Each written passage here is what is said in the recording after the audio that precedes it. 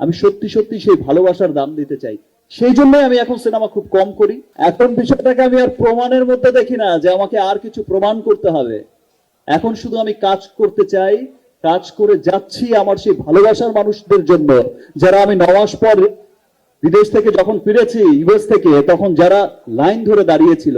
আমি কাজ করতে চাই তাদের জন্য, আপনাদের জন্য, মিডিয়া কর্মীদের জন্য। আমি যখন এয়ারপোর্ট থেকে নেমে আমি লাউঞ্জের দিকে আসছিলাম, দেখি যে সমস্ত কর্মীরা, আপনারা আমাকে, আমার সেই বন্ধুরা, আমার সেই ভাইরা, সেই বোনরা, সবাই আপনারা সবার ক্যামেরা নিয়ে সবাই যার যার মতো কিন্তু সেখানে এই যে একটা ওয়ার্ম ওয়েলকাম, এই যে একটা ভালোবাসা, আমি সত্যি সত্যি সেই ভালোবাসার দাম দিতে চাই।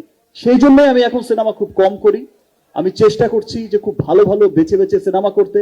আরেকটা জিনিস, যে যদি কোয়ালিটি সিনেমা না হয়, আমরা হয়তো অনেক কথা বলে যাচ্ছি, আপনারা দেখছেন যে কোয়ালিটি সিনেমা না হলে আমাদের দেশে মাল্টিপ্লেক্সে বা সিঙ্গেল স্ক্রিনে চলে না, আর বিদেশে চলা তো অনেক দূরের কথা।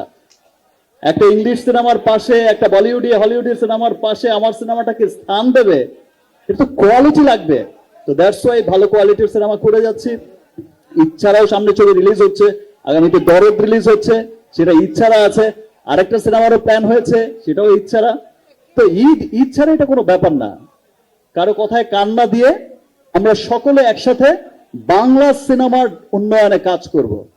যারা ভুলভাল কথা বলে, বাংলা সিনেমাকে পিছিয়ে রাখতে চায়, এই দোষ ওই দোষ এই দোষ, শুধু দোষের মধ্যেই ফেলে রাখতে চায়, তারা আসলে গুণটাকে না দেখে না, তারা গুণটাকে ঢেকেই, বিকজ তারা হচ্ছে বেগুন, তাদের নিজেদেরই কোনো গুণ নেই।